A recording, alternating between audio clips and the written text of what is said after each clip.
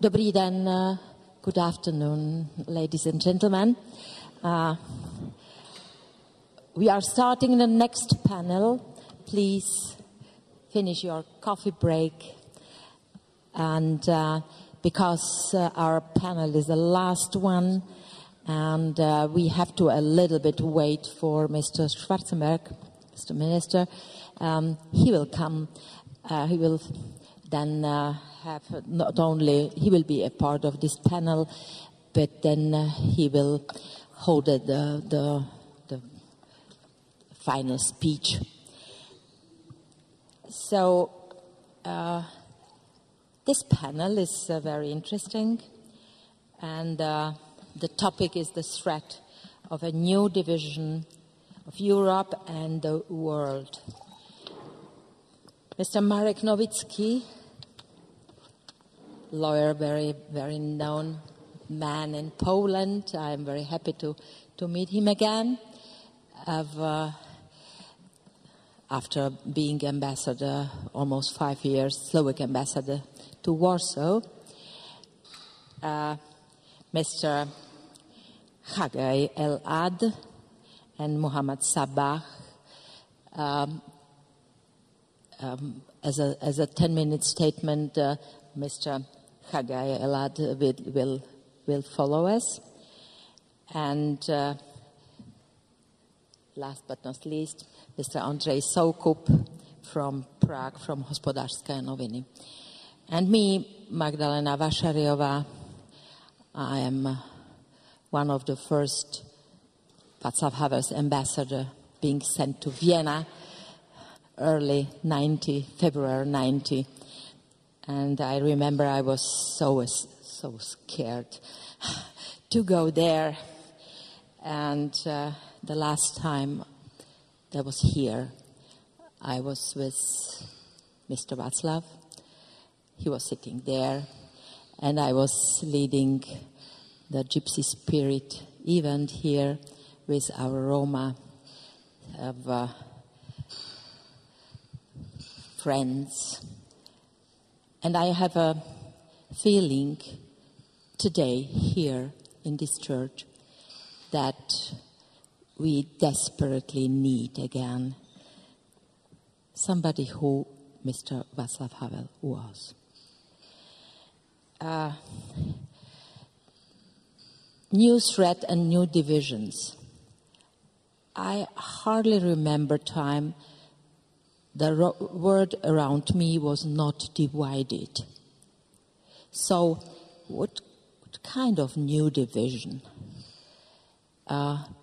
In Slovakia today, for example, there is a strong division again.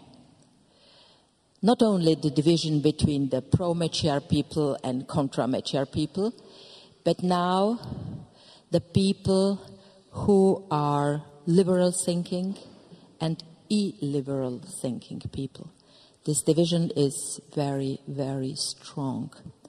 We are not able to speak in our parliament. I am a member of the National Council of Slovak Republic. We are not able to discuss the topic, for example, how to handle the human rights topics, for example, the violence against women, for example. So this division is horrible. So the division is here, but this is a new division. Mr. Nowicki, please, your 10-minute statement at the beginning of our debate. Thank you very much.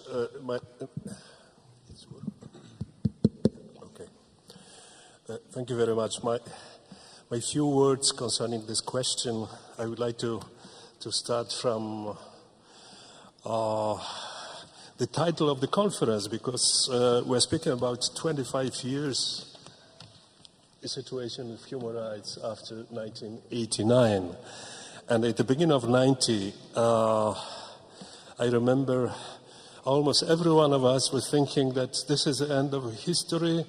We will not have in Europe any more political divisions concerning our attitude towards basic values.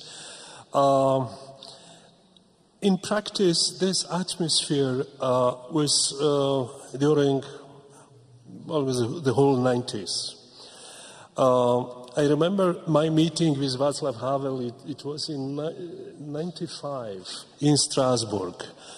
It was the opening of the Human Rights Palace in which today there is a European Court of Human Rights.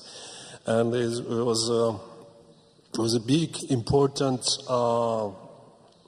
opening of this institution, and Václav Havel, as a president of the country, and one of the leading figures in Europe, was invited to speak. And after his speech, we had the possibility to exchange some words.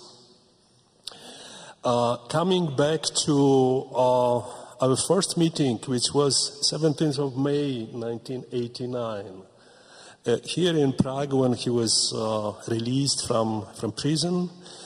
And after a few years, this former prisoner, a leader of the underground at that time opposition, he was, as a president of the country, the opening a symbolic institution for, as we have thought at that time, simply a symbol of concerning basic values, united Europe. But from the time perspective, we know today that the history only, can say, stopped. Now running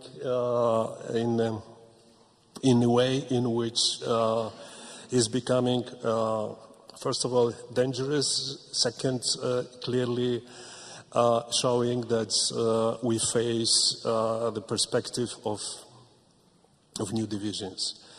The previous panel was the quite important indication of all these problems which are our challenges now.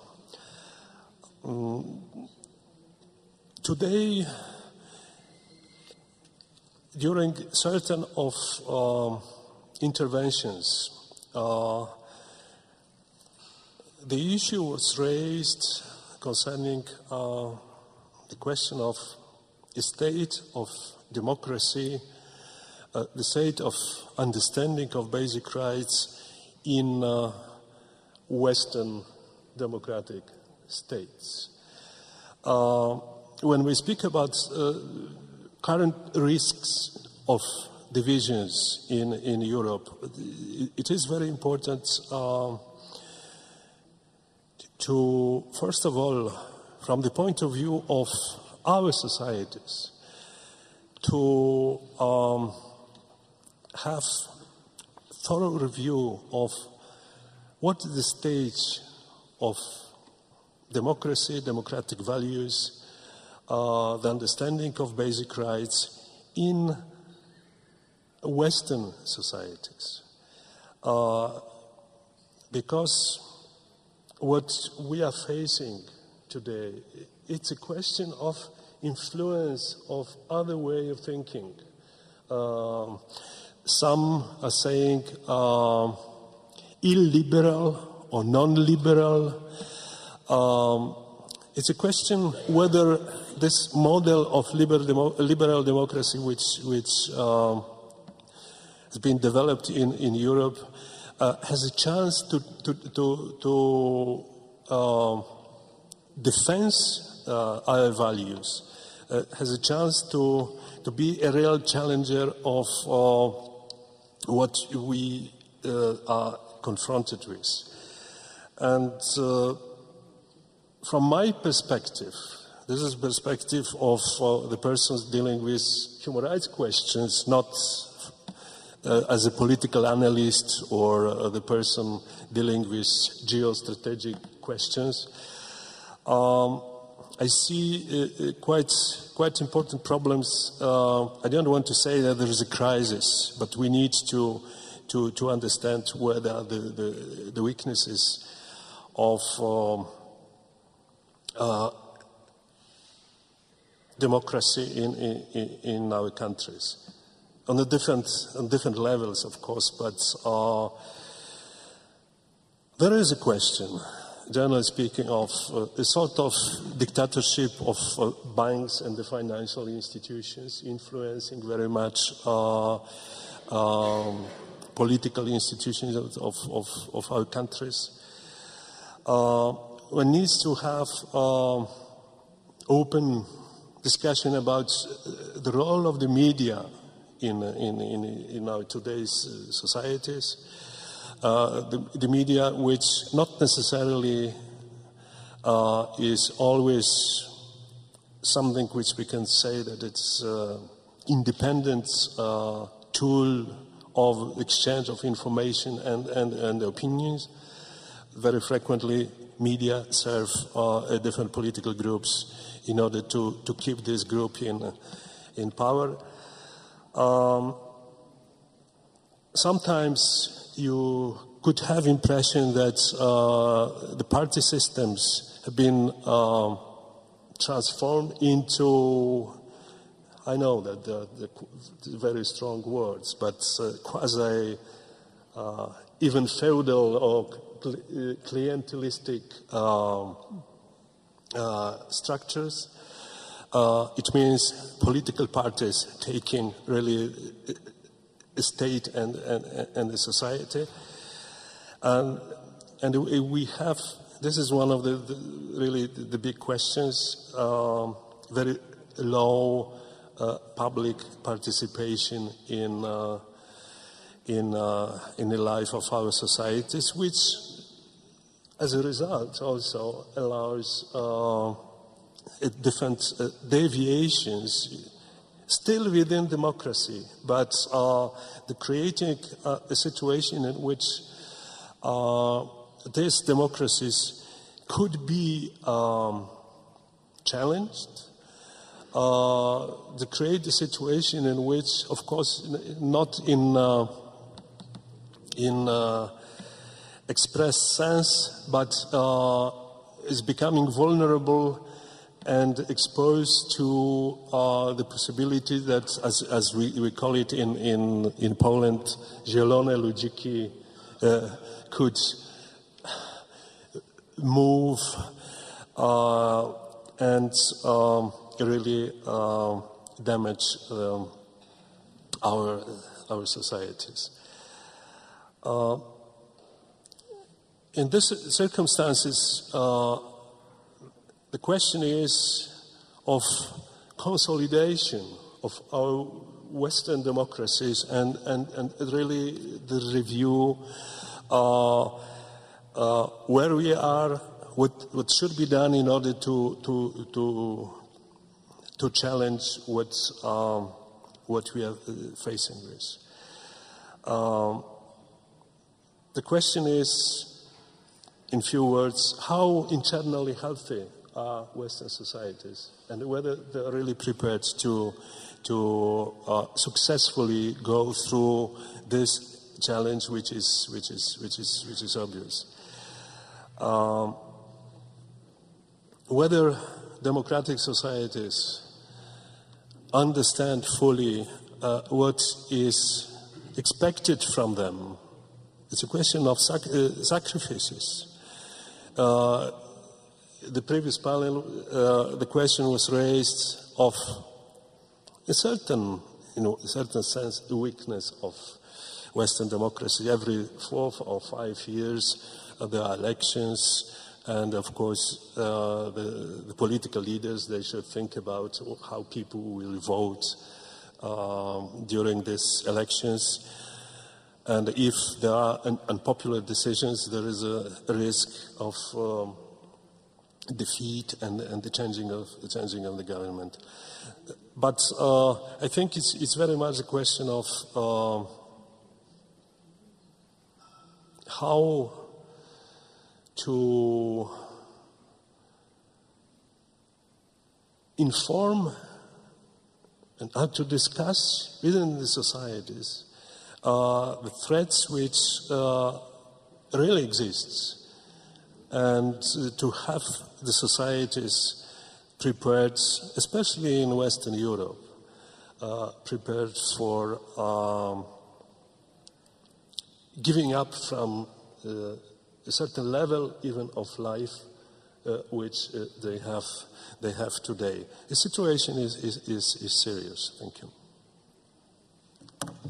Thank you very much. You raised the very popular word dream. It was our dream, 1990, after 17th of November, 89. I am probably not so romantic, and probably we around the Bratislava having the possibility the last 20 years before 90s to see Austrian TV and to follow daily Austrian democracy. So we were lost of any dreams, frankly speaking. So it was very good medicament against this kind of romanticism. But then you have said that we have to discuss with media. But how to discuss with media? That will be one question I will then ask you to follow this idea, because there is no possibility to discuss with media. The media have right, and that's it. Yes? To discuss with media, it's a very... The nowadays journalists, this is my experience, they don't need to ask you, they know what you have to say. And consolidation of us. Probably we will need to go to the creation in one spa, democratic spa, but I will then follow this topic you raised. How to make again vital Central Europe, because according to me we are not divided, we are lost now under the attack of the conflict in the Ukraine. But I will ask now ONDRZEJ SOUKUP to stay in Central Europe, and I'm very curious to hear your journalistic voice, because you are not prepared to discuss with us, probably. Okay, thank you very much. First of all, I would like to thank organizers for inviting me to such a distinguished panel. Well, the topic of division I personally witnessed in the last 11 months, because I'm traveling to Ukraine for almost 20 years now, and a year ago I would never predict that the situation will develop in such outcome we are witnessing right now. It's very clear to see how the Ukrainian society is deeply divided, and it's not just the question of some most eastern regions of the country, but it's much wider, and it's not.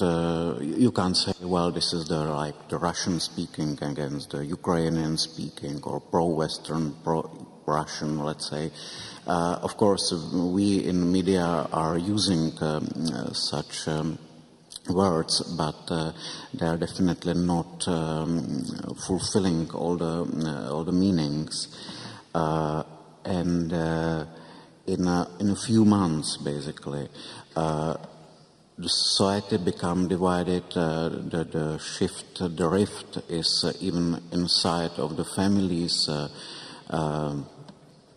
Sons and daughters are not discussing politics anymore with their parents because they know that there will be scandal.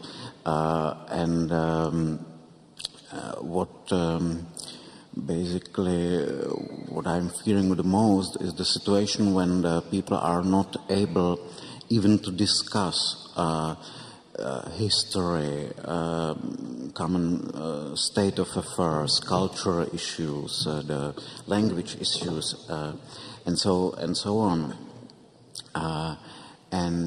Even more scary is the way how the discussion, if we can call it, is proceeding, because both sides are using some sort of dehumanization of opponents. You know, for someone, the opponents are, you know, the fascist agents of CIA and so on.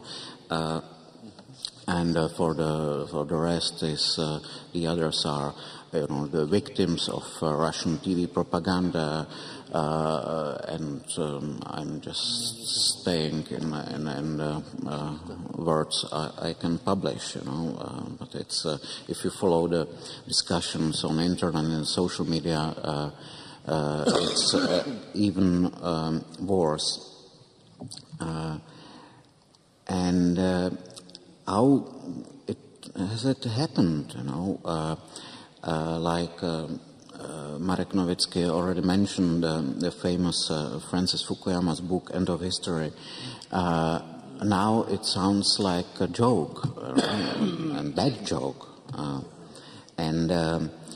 Why it happened that the values of liberal democracy, rule of law, and, you know, free media whatsoever, became so unpopular in some parts of not just former Soviet bloc, but in the other parts of the world as well. Again, you can see it very well in the Ukrainian case. The reaction, first of all, of Russia, because the 90%, I would say, Russian ruling elites around Vladimir Putin are openly rejecting European values as a fact, you know, because they are saying there is nothing like European values. It's just sort of propaganda to fool the rest of the world, and there's only power. Power is the only thing that counts, you know, and we saw it in Crimea when all that, you know, international law and so on just you know, collapsed because of already mentioned green men suddenly appearing and invading the Crimea. You can see also the rise of some conspiracy theories. If you remember back in the 90s, I think that now the level of distrust to, let's say, official or mainstream ideas are much higher. This is not just the case of Russia. You know, we can see these voices in European Union as well. If you look at the people who are, you know, rejecting the liberal democracy and European values, it's a very strange coalition of far left, far right, some anti-EU libertarian, let's say, also people.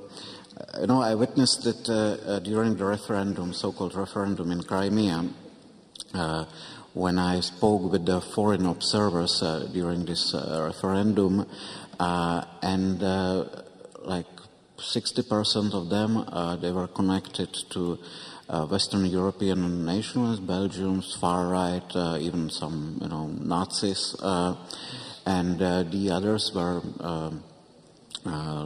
some of them were part of the communist or left-wing parties, and I really wondered what is the thing that unites these kind of people, completely different. And I think that there is a problem of EU integration ethos, because after the Second World War, there was an ethos how to reject any violent resolution of conflicts in the future. In the 90s, there was an ethos of reintegration of Eastern European countries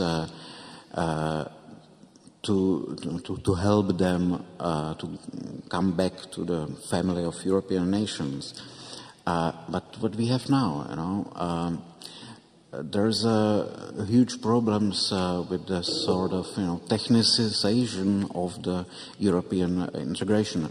I tried to read the EU-Ukraine Association Agreement.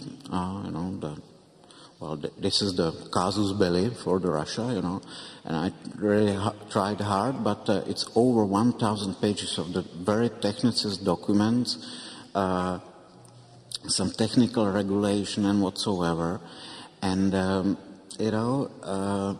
it's not the thing that European citizen would like to, or will be enlightened, or even they could fight for. And it's the same inside the European Union. Of course, for example, on a very practical level, we have much cheaper telephone roaming inside the EU than it used to be a couple of years ago. Well, it's fine, but again, it's not the question we should mobilize our armies to defend.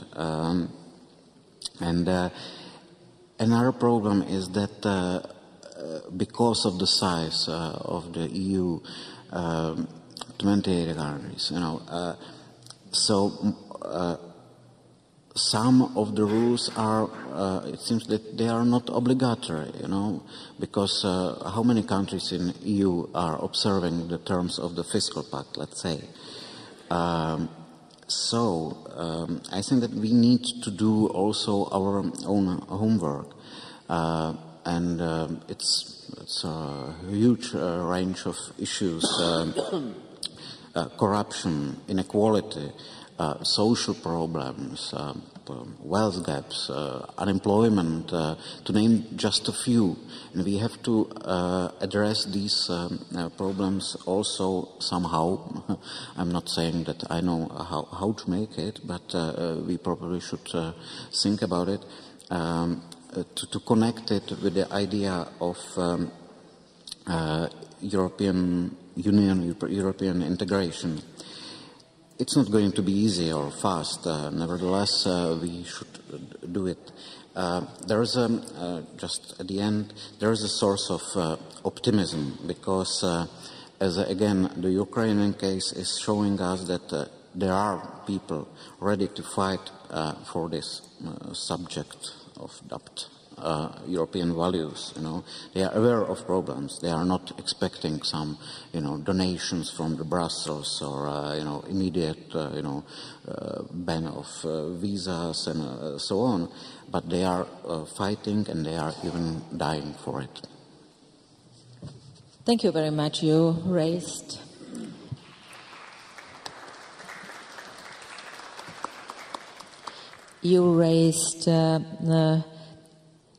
you spoke not about more about the divisions, more about the integration of some people. Their integration was not possible before. Yes, this is a kind of integration, not the separation, but behind this association of Ukraine, Moldova, and Georgia, this idea behind is the idea in Europe. So there is no separation. To be together, to be and to take the responsibility together. So there is strictly against any division. So, but my question followed will be about the role of media then in Ukraine, please. Yes. So, and now I will ask Mr. Elad, coming from Israel. I think that everybody who visited Israel once or two times knows that there are no dreams. There are no any other ideas of the end of the history and so on and so on.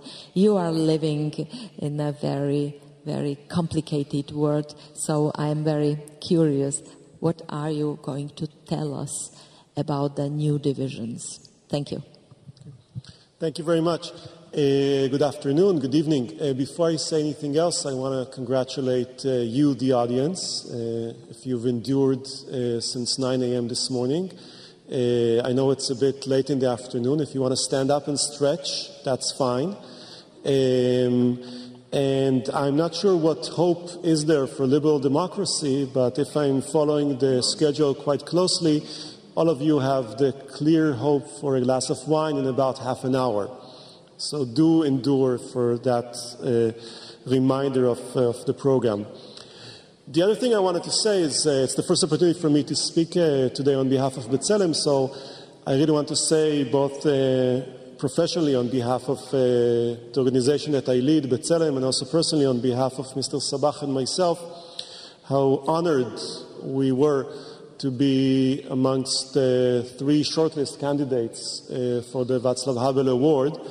It's a real honor and a distinguished pleasure also to be here in the presence of our colleagues from Malta and Azerbaijan, and also an opportunity for me again to congratulate the winner from Azerbaijan and to hope for the release of your son from prison in the near future. Okay. So, looking at the title of the panel on new divisions in Europe, I mean, it may seem a bit strange that I'm sitting here and talking about that European issue. I don't want to over-fetishize geography, but the occupied Palestinian territories, Israel, are not in Europe. And if we would pause for a second and think of the journey that you would need to make across along the coast of the Mediterranean to actually get to that non-European space that my country occupies, then you need to go to Turkey, not in the EU, and then to Syria, not in the EU, and then to Lebanon, not in the EU, and then you get to Israel and the occupied Palestinian territories. So I'm way above my pay grade to talk about new divisions in Europe. We are clearly not in Europe. But obviously, in the formal sense of the word at least, and I was seeking at least some sense of stability and safety in formality, then one would think about the Israel-EU Association Agreement, right? That's the most formal sense of the relationship, the unique relationship between Israel and the EU.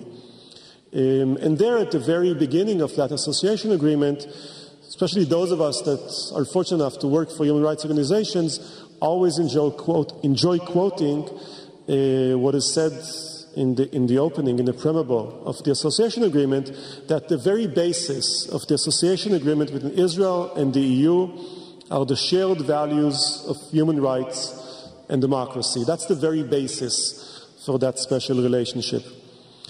Now, obviously, even in Europe, not always European values are, the imagined European values. Europe is, both historically and also in the presence, isn't just about fairness and decency and equality. It's also about racism and xenophobia and discrimination and anti-Semitism and so on and so forth.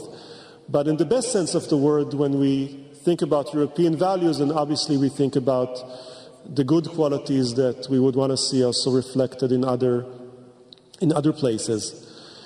Now, when thinking about the reality in the occupied Palestinian territories, there's very little to identify there in the context of human rights and democracy, right? I mean, the Palestinian territories have been occupied by Israel for close to 50 years now, right? 47 years under the imagined framework of a temporary belligerent occupation. The word temporary probably loses its meaning after, 5 years, 10 years? If you're very patient, maybe after a generation, after 20 years. But after 47 years, so this is a military occupation that controls the lives of millions of Palestinians for close to 50 years now. Very little semblance of human rights and democracy in that reality. And then you may ask, well, fine, but Israel isn't just the occupation, and that is true. There is the Israel that is within the Green Line, and that is perhaps a liberal democracy. Free and fair elections, freedom of press, freedom of association, an independent judiciary, and so on. And all that is true, but at the same time, one of the key criticisms and questions that were raised with regard to democracy in Israel, not in the formal sense, but in the deep sense, is for how long would it be possible for one to maintain a military occupation of the people next door, right? Not like, the United States and Iraq, thousands of miles away and so on, but like next door, right? Immediately close to Israel, on one side of the Green Line, and then on the other side of the Green Line that all these liberal values will maintain and advance and strengthen and so on. And one of the initial commentaries about occupation from the very beginning was that this is not sustainable in the deepest moral and legal sense, and that the cancerous effect of the military control over millions of people with no human rights will have a price in Israel proper eventually, and that these non-democratic values will trickle into Israel proper and will have their implications there. And obviously that's also a process that we are seeing. And I think we see that more often than in other cases in the way human rights organizations are treated, and I know that this was mentioned before as an example, so I will recycle that example and say that, for instance, the issue of the hot potato of international funding for human rights organizations in Israel is also something that should have been obvious, but is contested also in Israel. There have been illegal attempts that have failed to put such limits on funding in Israel. But that could still very well be an issue. And that is even in the context of human rights in the occupied Palestinian territories, right? Because, obviously, so often international funding is, it's explained to us that this is foreign intervention in the domestic issues of a sovereign country. And human rights have no boundaries, and I reject that argument, but clearly, if you think about the situation in the occupied Palestinian territories, then that is no domestic Israeli issue. That is an issue of international concern. So to use that argument in order to somehow limit that ability to strengthen the work of human rights organizations is completely ridiculous. The other point I wanted to make was when I read the description of the panel, that one of the questions that was raised was, are we ready to make sacrifices? What sacrifices are we willing to make? What prices are we willing to pay in order to advance human rights? And basically it's a question of like what price is there, what price would be for dissent. And I think that for Israelis working on human rights in the occupied territories and thinking about that prolonged, at some point seemingly endless occupation, this question is intimately associated with a sense of urgency. How is it possible to inject a sense of urgency into a reality that has been going on, as I said before, for more than 47 years? It's a contradiction in terms, right? You know, it could go on for another 5 years, 50 years, 500 years. I'm not sure. So one of the questions that the human rights community in Israel has to ask itself is, have we been sufficiently proactive, sufficiently effective, and also sufficiently willing to pay the price of dissent? Because otherwise, what is there in reality that will prevent the continuation of the occupation for many more decades to come? The last remark I wanted to make, and with that I'll conclude, is the sense that I had from sitting here today and listening to the many panels. I don't know if you know, but coming from Israel and working on human rights in the occupied territories, sometimes there's a sense that the Middle East is the center of the universe. And, you know, all other issues pale in comparison, and the world's attention is completely and totally focused on our issues and on our conflict. Sitting here today, obviously, I got a different impression. It seems that there are also other serious issues in the world that people are concerned with regard to. There's something terrifying about that. You know, what would happen if the world forgets about the conflict in the Middle East? What if the world would forget about the occupation? But there's also something that, you know, frees the imagination in that realization. You know, John Kerry had, spent 8 months at a time that, many other important issues were happening globally on trying to achieve a breakthrough in the peace process. Didn't quite succeed, but we suddenly felt, Israelis and Palestinians, during those 8 months, that the attention is there, that is the number one issue. Now, there is no peace process. The P now doesn't stand for peace. The P now stands for pause. It is the pause in the peace process. At some point, it will probably resume. I don't know if any of you are holding your breath for that moment. I wish that you should, but perhaps you shouldn't. As you may recall, this is a process that has been going on for 20 years. Endless process, no peace. But B'Tselem, a human rights organization, isn't part of the group of peace organizations or reconciliation organizations. We are a human rights organization. And here I connect to what I said before, where I suggested as an opportunity, and that will be the conclusion. Because in the human rights community, not that we are against peace, but we have a lot of experience, as I said, with those 20 years. And whenever the peace process resumes, you cringe. And the reason that you cringe is that if there's a peace process, then human rights take a back seat. They become second priority, third priority, because the peace process is the most important thing. But with or without a peace process, human rights violations are the daily reality in the occupied Palestinian territories. They have been there all the time for these 47 years, before the last 8 months, after the last 8 months, during the entire 20 years, before them, and they are continuing. And for us, the ability to relentlessly pursue respect for human rights and to put them front and center with no other camouflage being given, and sometimes the peace process has been used also in that sense, perhaps there is great opportunity in that. Yes, we hope for peace. Yes, we hope for a political solution. But more than anything else, what we not only hope for, but what we demand is the realization and respect of human rights now. Thank you. You are not only...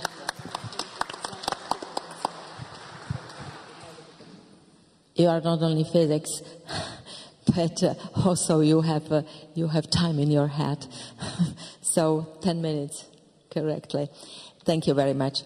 Mr. Minister, I will ask you, Beva, good. So, Mr. Schwarzenberg, new division of the world, new division of the Europe. 10 minutes, please. Well, there were several people who, of course, believed that after the 90s, there will be sweet peace and paradise in the world. But they forgot that the acting factor is the human race. And humans are malicious, eat-eating monkeys. And they didn't change in the last 20,000 years.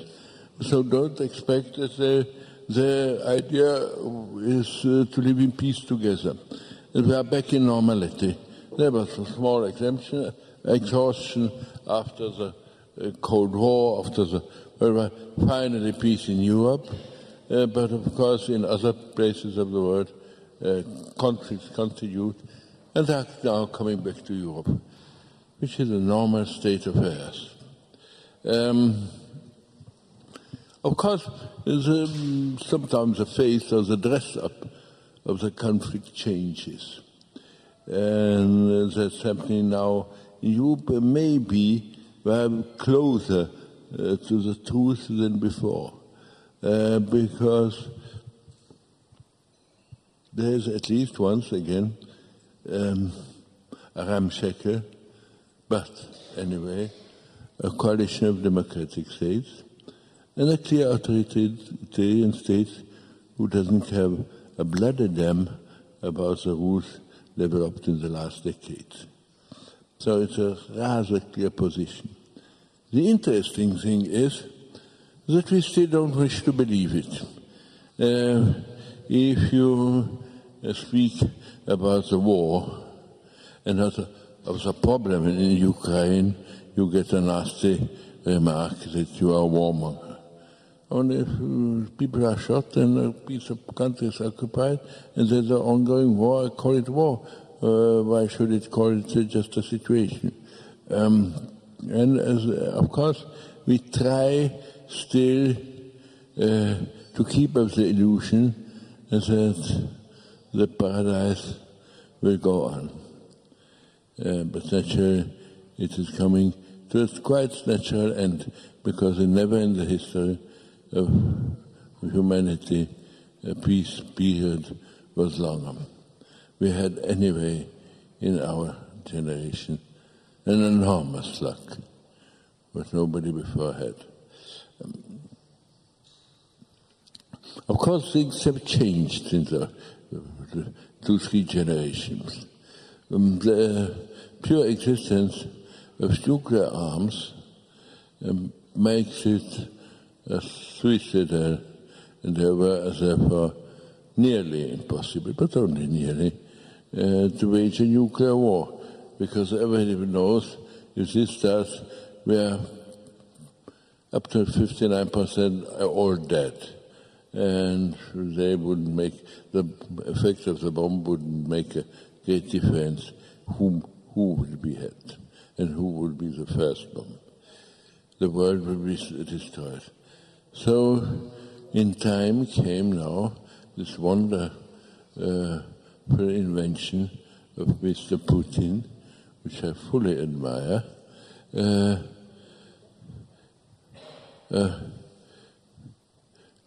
low temperature but normal war. In not heating up the conflict, so nations and the European politicians would really care for a massive answer, for a proper answer to an attack,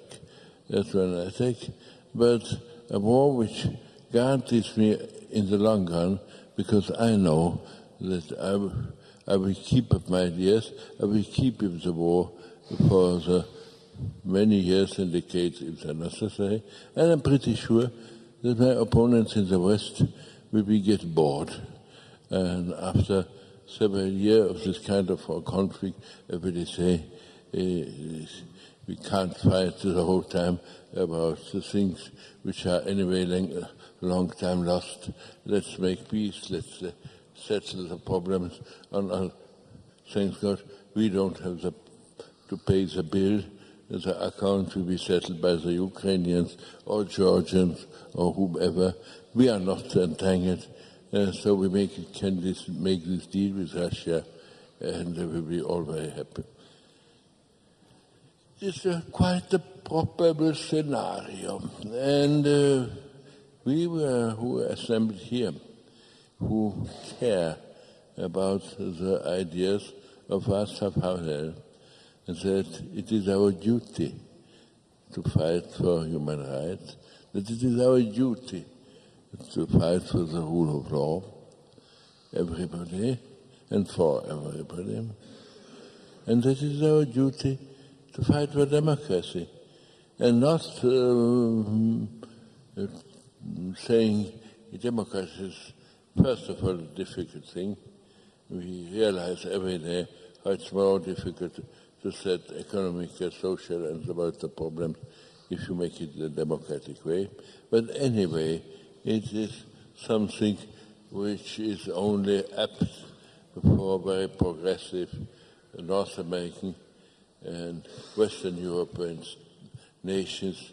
It's not for the majority of the world, and especially it is not made for Eastern Europe, and beware of all for the peoples of Russia, Ukraine.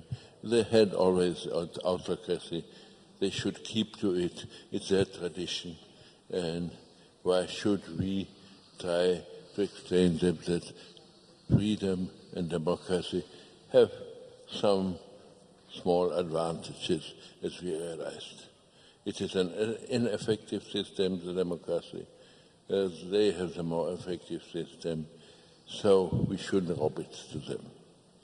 That is the idea which is slowly spreading throughout Europe. And remarkably, naturally, it is on both wings of the political spectrum, as it is as on the left or the right. The ultranationalists in Europe are joining our good old communists in their pilgrimages to Moscow and in their admiration for great autocratic ruler, President Samodержавный, we have in Moscow. It's really interesting to listen to these voices. And the democratic camp, slowly, but it is shrinking in Europe. The extremists on both sides have more and more followers. And we should really think about what we should do in our own countries to fight those ideas. Because we know very well that we are not immune. That our great-grandfathers and grandfathers accepted their ideas too, with a result for Europe, which we still know our children and our grandchildren are already forgetting it. It's only our generation who has it in vivid memory what it meant when in Europe the dictators were the normal rulers. My children are still interested. My grandchildren will be very interested. And it's such a time, such a long time ago, it won't be possible. As our grandfathers didn't think it possible that after the civilized 19th century, after the great figures in philosophy, literature, science, all that, were born in Europe and there worked in Europe and spread their enlightenment in the world, that in this very Europe, the most terrible systems in the world will develop. They are always surprised that we are normal people who succumb to temptation as any other nation in the world. And maybe even faster, because we don't believe in anything of our values. We loudly, in the public, political speeches and so on, and some articles in the newspaper, we still adhere to these ideas. But that we are really believers in it, there are very few of us. But we have to face the new division in the world. It won't be, as in former times, East and West, North and South, social or Christian Democrats. And the new division will be, of course, those who will try to keep a civilized system of government in Europe, which consists of rule of law, of freedom, of democracy, against another people or nations who will say it is not an efficient system. Look on China, look on the progress of Russia. We should drop these nonsensical democratic niceties, these endless debates, senseless in the parliament, the indecision and so on. And we need a great leader who gives an order, and we will follow this order, and that will change the world. Maybe I've spoken too long. That is a future expect. We won't go back to the good idea, to the old ideas. We won't be anything communist or socialist. This is behind us. But the question will be, as always, either we wish a civilized system or, as I think, more efficient system, a system of autocracy. And this split exists already in Europe since Athens and Sparta, since 2,500 years. We have made it more perfect. And this eternal conflict will be existing, and we will have a permanent conflict and a permanent war in Europe for quite a long time. Maybe then we will achieve against a very small period of peace. Thank you so much.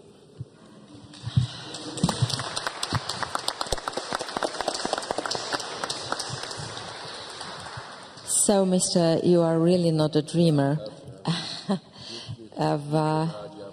There were some words, duty, for example.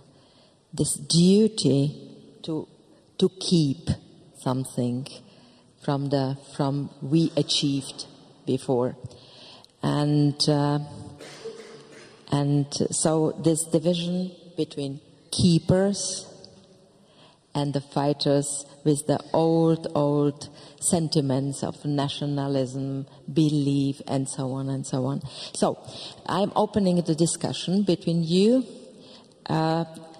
So I raised some questions before, after your speeches, but my basic questions would be the role of NGOs, because we have here, and there is a prize of Václav Havel for some civic organizations. What do you think in this situation could be an achievement of the NGOs? Because we have in Slovakia a fantastic example.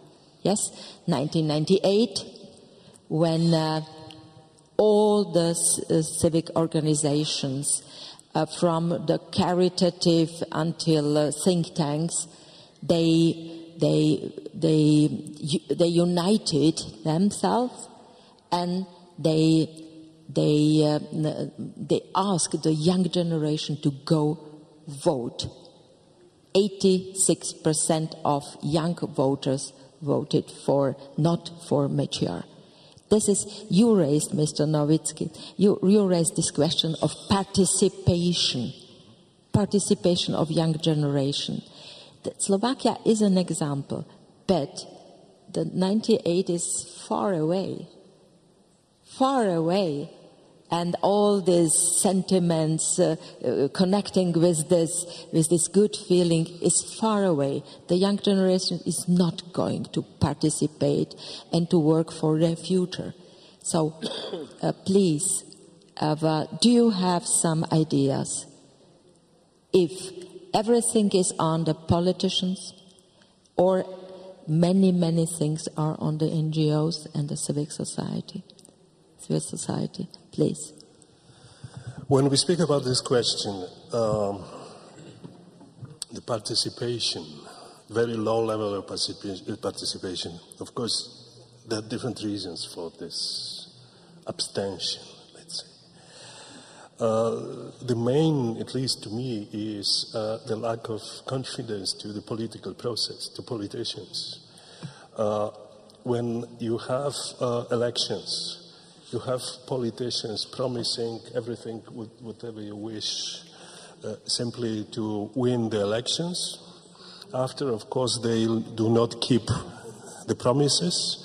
And following such an exercise, you cannot ask later the people, young or older, really to treat this process in a way in which it should be.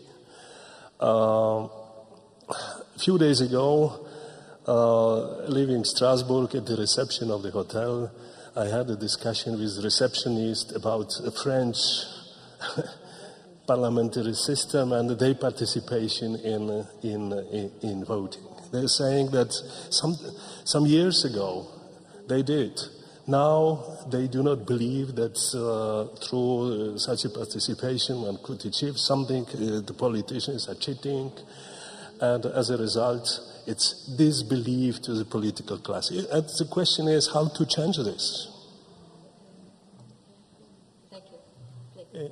Maybe I'll make two quick remarks. One, I suggested before not to over-fetishize geography. Now I will suggest not to over-fetishize democracy or participation in elections. You know, in Israel, for instance, and I think this is maybe not unique, if you poll people what is the system of government that they prefer the most, then an overwhelming majority of Israelis would answer that they prefer democracy to any other form of government.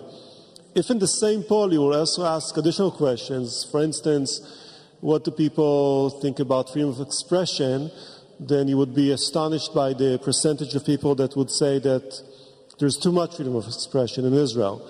And there will be a question about the representation of minorities in the Israeli parliament, and a majority of young people would say that they would actually rather see a Knesset, an Israeli parliament, with no Arab members of Knesset. And there will be a question about, all this is real data, this is not theoretical. If a human rights organization exposes something that is embarrassing for the state, what should they do with that data? And, you know, quite a high percentage would say they should not publish it. So it's a support of formal democracy that is void of all of the actual content, the really difficult content of democracy, human rights and equality and so on. Which leads me to this. So elections and it's tremendously important, but it can't stop there, obviously, right?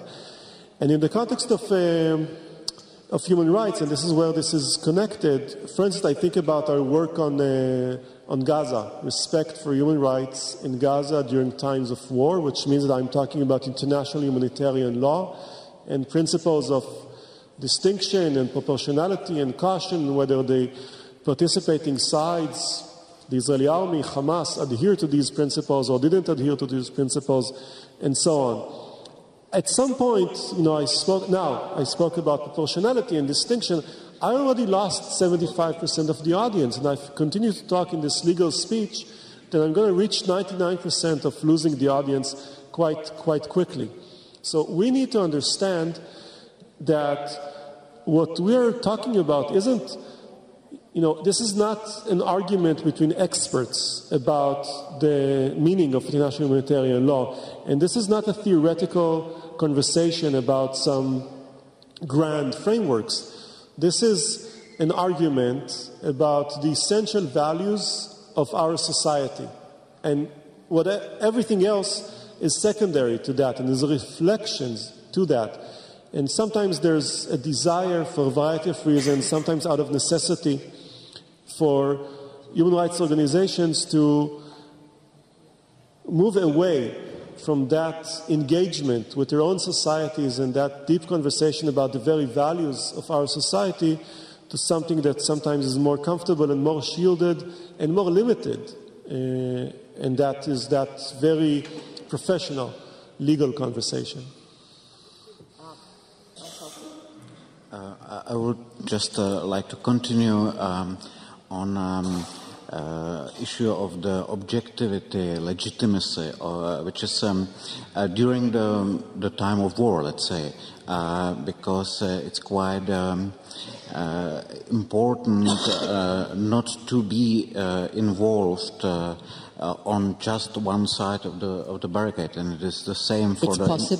It's possible? Well, we at least should try it, because otherwise we are losing our objective. Let's say in the current situation around Donetsk and Luhansk, it's very hard, for example, for me as a journalist and for the Ukrainian or Russian journalists, it's even a much bigger issue. How to report some falls made by Ukrainian army or pro-Ukrainian forces, because immediately it will be used against the Kiev. Let's say, well, even Western journalists, see the atrocities of whatsoever, and it's very hard to formulate it in such a way that it cannot be misused. But nevertheless, we have to do it, and the same is for the NGOs. For example, there were reports by Human Rights Watch made by famous Russian human rights defender Tanya Lokshina, and also the Ukrainian journalists were, at least part of them, were quite angry about it, but this is why the NGOs are doing it, Tanya Lokshina, I know her personally, she's a really brave woman, and she reported all the atrocities of the Russian army in Chechnya, with great personal risk, and why should we, silence her? Because it's not because we are on the different side of the barricade. If we are going to be, in this state of war and be participants on one side, it makes us basically useless. Which percentage of the journalists involved in this conflict on the Ukrainian and the Russian side are so independent? What percentage? Because I'm trying to read the Russian newspapers and then Ukrainian newspapers, and it seems to me that not 10%. Yeah, probably less. Especially in the TV, there's virtually almost no one. How to use also social media? Social media is it's quite interesting because we tend to think 10 years ago that internet is a great tool for spreading information and fight for the human rights and so on. Basically, it turned out that you are making such kind of bubble, especially in the social media. I saw it when I was in Crimea in March, and some friends of mine, I know them for, 15 years, they were using the same YouTube, they were using the same Facebook, but they had completely different news than I, it's not working, and it's even maybe more disastrous because you are reading your friends, and probably they have your opinion as well. Yes. Do you want to? Well, I do think we have to. I think that NGOs and such kind of organization will be more important than ever. Because let's admit, we have a time where the authority, maybe not the power, but the authority, which is a defense thing, of states is crumbling, where the authority of political parties is fading even faster. And we have a society where hardly any authority, hardly any idea is really respected. We have broken through all taboos before. So we will have in the future, in the field of ideas and political discussion, an all-out war, which we will defend groups more like in a partisan war or like in a civil war, will fight together. And therefore, in such times, groups who stick together and know what they are fighting for will be the elementary ones and the more decisive ones. You can see it even on the negative examples. Due to this loss of authority of traditional political parties, of democratic institutions, of states, mad groups all over the world suddenly raise their head. If the governments in Baghdad, in Damascus, Tehran, or in Riyadh would be all respected, the madmen who created the movement of the Islamic Caliphate wouldn't be a danger. If we would have in Europe respected statesmen, political parties who give really new ideas and dominate the discussion, those extremist parties wouldn't have the success. But all that has disappeared. So in this vacuum, of course, all kinds of groups. And the question is, who will be more successful? Will it be the extremists or will it be democratic NGOs? But we have to realize that they will be as lonely fighters as throughout most of history. The defenders of democracy, of freedom, and of rule of law were always in the minority, very often jailed and persecuted and so on. Hopefully they won't be hanged anymore, and hopefully there will be no concentration camps for him, but we have to accept that those who defend these ideas will be in the minority. And only if such groups stick together and if they are really resolved to fight, because what is lacking in some of the Democrats in Europe is the idea that it is necessary to fight, really, and not peacefully exploit the development. If we let the development be the others, we shouldn't be astonished about the result. We have a spirit of fighting. That's the most important thing for Democrats and defenders of freedom in Europe. Thank you. My last small question, please, small answers, short answers, because I want to give the possibility at least one question from the public. Do we have in the world institutions or structures they are able now to handle UN or what else? What do you think about the role of UN? Because this is the structure we created after the Second War. What they are able to do something or not? Mr. Minister. Well, in a limited way, because as they were created after the war, and they were created rather than victorious powers. The victorious powers reserved for themselves as a unique institution of the Security Council where they have the veto power. And of course, in the moment when an aggressor has in the United Nations the veto power, the United Nations can't be a useful institution. Let's realize that.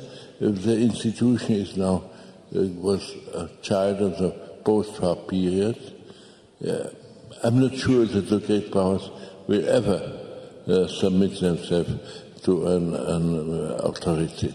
That's a question where I have my own doubts, even if the United States would do it. I don't think so. So we have to work with imperfect institutions which are hardly elastic enough, hardly strong enough to deal with the real crisis. Mr. Sakko? I would just like to add that the UN at the moment, at least, is rather a framework than an institution like it used to be. You know, we will call for UN, and UN will, decide what's right and wrong. Now, at the moment, this is a rather framework and an important one because it's sort of platform, you can raise some issues, but we really shouldn't expect that United Nations Security Council will resolve the problems of the world. But do we need a new world war to change the Security Council, Mr. Nowickii? It's a difficult question, especially when you ask me this question, because I am a part of United Nations. That's why I should abstain probably from answering this question. But from other side, in order to have this organization effective, exactly when the world expects certain actions on behalf of the international community, we should seriously think about. But the another question is how to change the situation, because in order to change, you should have an agreement between all superpowers, and how to do that. Israel has their own experiences with the UN. What do you think about? I think it's indisputable that results to date have been extremely disappointing. An issue that has received so much close attention, some would say in Israel, unjustly disproportionate attention. Others would say to the contrary, but I mean, we could argue about that, but what I think we cannot argue about is that the bottom line, that the result in terms of actually delivering human rights to Palestinians living under occupation or ending the occupation, which is the only thing that will eventually realize human rights for Palestinians, that has not succeeded. Thank you. Questions? Martin Palos. Short questions, Martin, please. Complicated, very short. We have year of anniversaries not only in 25 but also 100, the First World War. And during that war, and this was actually the focus of Jan Patočka, Czech philosopher, who was, I would say, spiritual father of our concept of human rights. He spoke about these experiences of people on the front. And he coined this term, solidarity of the shaken. Solidarity between those who find themselves in the same situation, maybe on the different sides of divided world by these trenches and fighting with each other, but then being able, through, in moment of ceasefires, to establish some relationship between them. It sounds like a crazy thing, but for Jan Patočka, this was the experience to be transformed into political factor and reality. I think that this Israeli case is very strong, and journalists too, to report on and to alert the world that such a solidarity is a possibility. What do you think about that? solidarity is a topic for Mr. Nowickii, and then you. Solidarity. Of course, it's difficult to compare my experience from Kosovo with the experience from Israel, for example. But there have been also certain efforts to find a platform for, if you wish, one could say reconciliation between people who yesterday they're fighting each other. But it's a long process, and also it's a question of creating also the proper political environment in order to be successful. Please, Mr. Alat. One of the most meaningful things for me working at B'Tselem is the fact that this is an independent human rights organization where Palestinians and Israelis work together for the values that we share and that we believe in. I think that's the only meaningful way to do things of significance in the current reality. It's also amazing at the same time to realize, I'm relatively new in my position, I'm only a few months at B'Tselem, and the realization that one of the aspects in which the occupation works is through that separation, growing separation between Israelis and Palestinians. One of the basic things for any place of work is to have a staff meeting, right? I mean, we're not such a big organization. We have 40 employees. But for B'Tselem, to have a staff meeting is a very complex challenge. Most of us work in Jerusalem. The field workers in the West Bank would need special permits in order to get into Jerusalem. So we would rather forgo that complexity and go to Bejala, which is in the occupied territory. So we would leave our office, go somewhere else in Bejala. And even then, our 3 field researchers from the Gaza Strip, Muhammad being one of them, are simply unable to enter Israel or to go to the West Bank, even though that's one of the commitments that was made 20 years ago in the Oslo agreements. There will be safe passage between the Gaza Strip and the West Bank, and that there are one united entity. But that is, long forgotten by now. So the best thing that we can do is either everyone goes together abroad at the same time, right? That's a bit pricey and not something you can do every other week, right? Or to have that meeting, as I said before, in Bejala, and to have our staff from Gaza to be connected via a video uplink. So that's a staff meeting of a human rights organization in Israel, Palestine. Thank you, Mr. SOUKUP. I would just add my recent experience. I spoke with a person who is working for the, trying to support Ukrainian army in the Donbass, and before the ceasefire, he was there, and he almost got captured by pro-Russian forces. And he told me that he saw the prisoners of war on the both sides, and he said, well, when we were sitting afterwards, at night, so we were discussing that, well, these, the opponents, the enemies, the bandits or fascists, how do you want to call it, well, are so similar to us, and even like the psychological types of the fighters are very, very similar, and and he said, well, maybe finally we will realize that we have much more common than what divides us, but it will probably take a time. Thank you very much. We have to finish this panel. I don't know if it is optimistic or not, but the message of this panel for me is get out of the dreams. We are in a normal life, in the normal world. Get out of the romantic, naive ideas, because it makes us weak. But not get out about the ideas.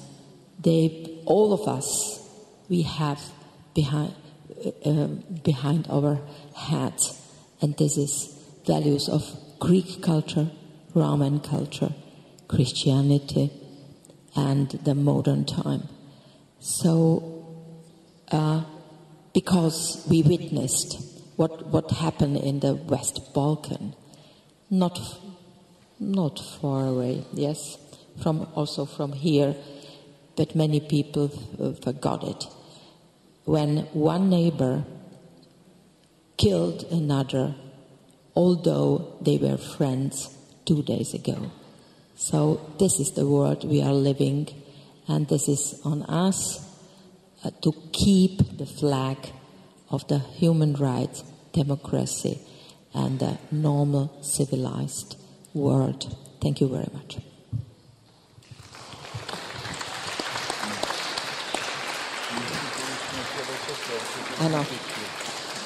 And now there is a final speech of Mr. Schwarzenberg.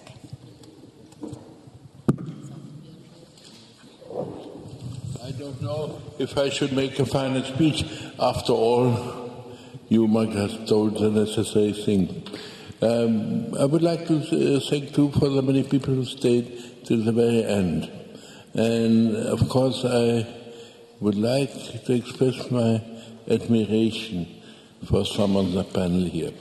And I'm a great friend of Israel, but of Palestine too. And I was very often there, listened to the people there, listened to the development of the wars in the relation, for instance, between the two communities. Because I'm old enough to have known still, for instance, Moshe Dayan, whom when you spent an evening with him, could tell you fascinating stories about his life with his Arab neighbors and how much he was fighting with them, but respecting their culture and so on. And this mutual respect disappeared. And if people don't respect each other, then the annihilation of values start immediately. So therefore, I would like to express my special adoration for our Israeli and Palestinian friends who, in spite of this very unfavorable, to put it mildly, situation, start to fight against their own authorities, against their own neighbors, against their own nation, to find a bridge together. And I know how difficult it is. And I'm so glad to see here MAREK we know each other and we're watching each other in the fight for human rights already more than a quarter of a century again. But whereas I then entered a more or less normal political life, he went to Kosovo. He went to the most difficult places I know and did fight for human rights, for the rule of law, and for democracy. Therefore, I'm very glad to meet him here. But we shouldn't praise only people. We should accept this as an example, as something we should start to do ourselves. Whoever we here sit in this beautiful church, it's not enough if we go home today and say how wonderful it was, what beautiful ideas we had, which interesting people we have met. We should ask, and what will we do tomorrow? What will we do tomorrow at home, in our community, in our township, in the company we are working? Please think of it. The times became serious, as I told you. The golden time after the downfall or implosion of the Soviet Empire in Europe are already past us. We are entering quite difficult times. And only if we ourselves do what's possible, and if we explain to our children and grandchildren that they will have difficult times, hopefully not more difficult than we had, maybe a bit more, hopefully not as terrible as our grandparents and parents had. They were confronting with quite different enemies. They were confronting Hitler and Stalin. That was more dangerous what even we who are here ever faced. Let's be honest. They were the bigger hero who resisted in that time. But each generation has its challenge. Tell it to your children. Tell it to your friends. And we are responsible for our deeds, and we are responsible for the way we educated our children. And if we have prepared them for serious time and prepared them that each human being has once to fight for its values, other they will be lost. They're existing only if people are fighting for them. Thank you very much.